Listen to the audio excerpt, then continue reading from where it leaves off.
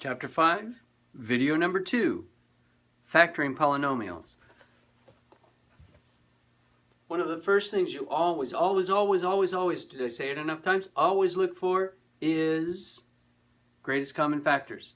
So if we look at this trinomial, fifth degree trinomial, with a leading coefficient of 25, you all remember that.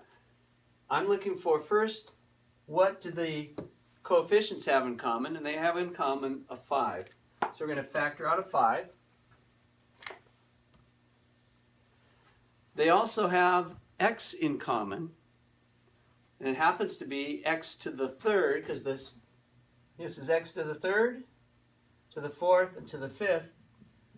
But all of them have x to the third in them.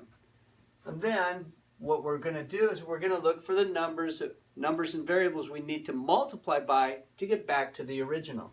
So 5 times 5 will give me 25, and x squared times x to the third will give me x to the fifth, plus 5 times 4 will give me 20, x to the third times x will give me x to the fourth, 5 times negative 6 times this will give me my negative 30x to the third. So that's factoring out the greatest common factor. There are times, though,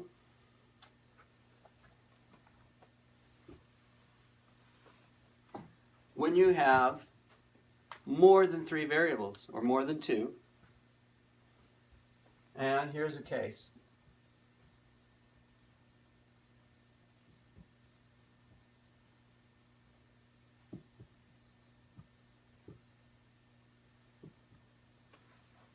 You have 4 terms here. So what we're looking for is some way to factor out any common things. So we're going to group these, and what we can do is lose our page. Just group them like that. They have a common term of b squared. That means that we're going to multiply by a squared plus 1. And over here they have a common factor of 8. And that would leave a squared plus 1. So now we have a common factor of a squared plus 1. And what's left is the b squared plus 8. So that's factoring by grouping. So you take the 4 terms and you group them in such a way that you can factor out common factors. Sometimes it works better than other times. Let's see. So you can also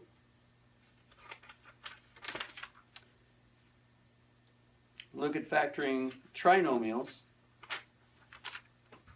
But okay, there's a couple of important things to throw in here, and that is that we got some very common things that you need to look for.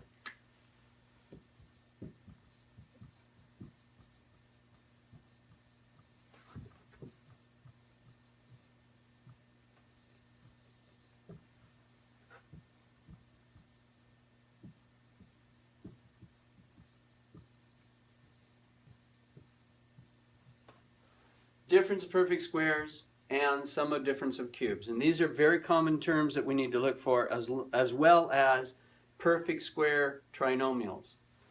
So perfect square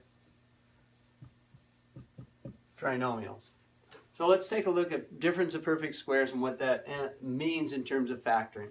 So if we have x squared minus 4, x squared is a perfect square, 4 is a perfect square, and we're doing a difference. You take the square root of each and repeat it. And then put a plus or minus between them. So the difference of perfect squares, take the square root of each of the terms and then put a plus and minus between them, and you've got the factorization. Sum and difference. You got that? Some of you back there kind of slow. So are, no, never mind. Sum and difference of cubes. Simplest one I can think of is x cubed, that's a square, x cubed minus 1. 1's a perfect cube, 1 times 1 times 1. That's the difference. We can also do the sum, x cubed plus 1. And this is how you factor them. You take the cube root of each, bring down the sign. That's the first term. Then, to get the second one, which will be a trinomial, you square the x. You square the negative 1. And in between is the product of these two with the opposite sign. So plus x. Sum of cubes, pretty much the same thing. Take the cube root of each of them and bring down the sign. That's the first one. Second one is a trinomial. It's x squared, 1 squared, and the middle term will be this product with the opposite sign, so minus x. So that's difference of cubes. Sum of cubes, difference of cubes, factorization. The last thing, perfect square trinomials. And I'm going to suggest that you remember it very carefully because we use the completing the square for a lot of the work that we do later on. But very briefly.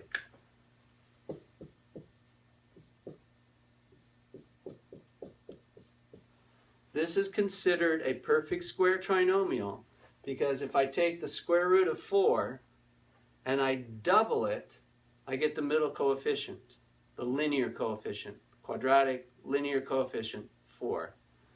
Likewise, here's another one, x squared minus 6x plus 9. Perfect square trinomial. How do I know? Take the square root of 9. Remember that's plus or minus 3. Double it, you get a negative 6.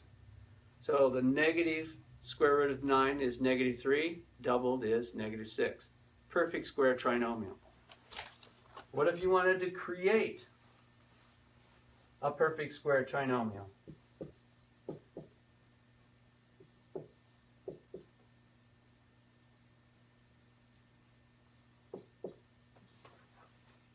What would go out there?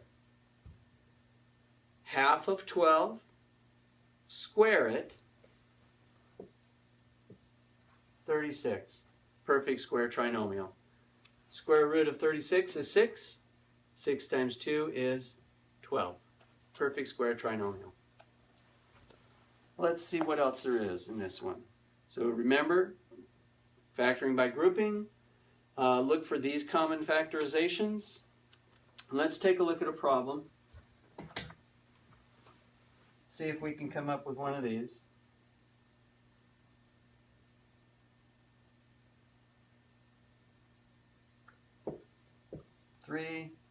A squared minus 21a plus 30. So if we wanted to factor this, well, first thing we want to see is it a perfect square trinomial? Well, 30 is not a perfect square, so it's not. Is there a common factor? 3, 21, 30. Do they have a common factor? Sure, 3. So we could start by factoring out a 3.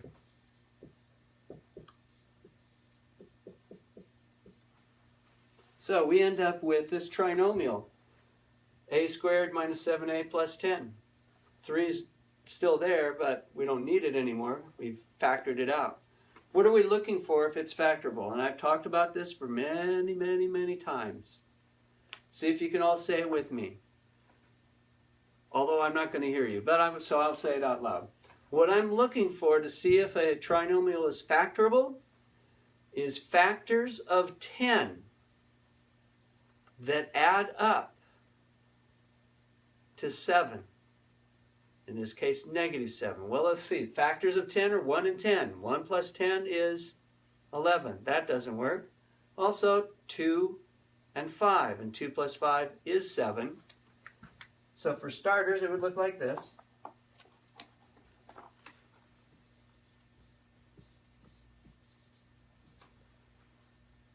To get a squared, 5 and 2. Well, this is positive, so the only way to get a positive there and these are negative is if both of these are negative. So that's my factorization of that trinomial. Is there any more that I want to do here? Factoring trinomials.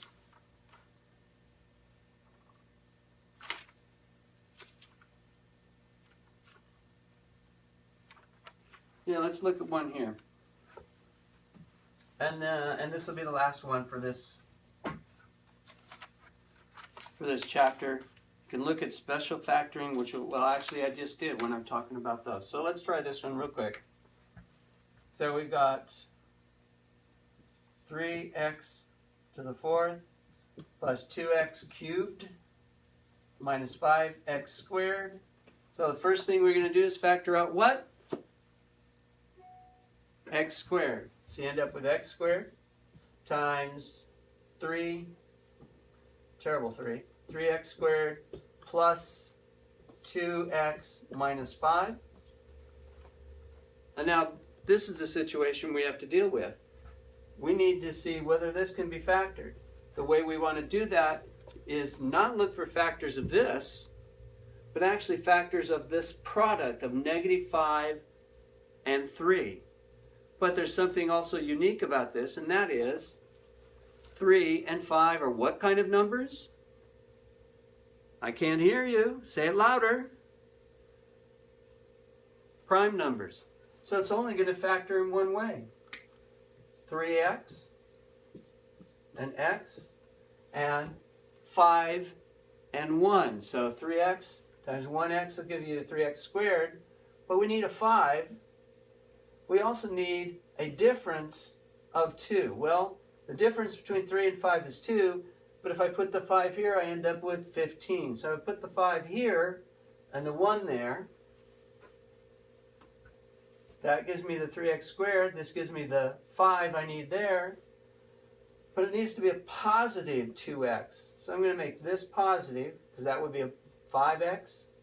This negative, that's minus 3x. Is 2x. And there you have it. So, turn to page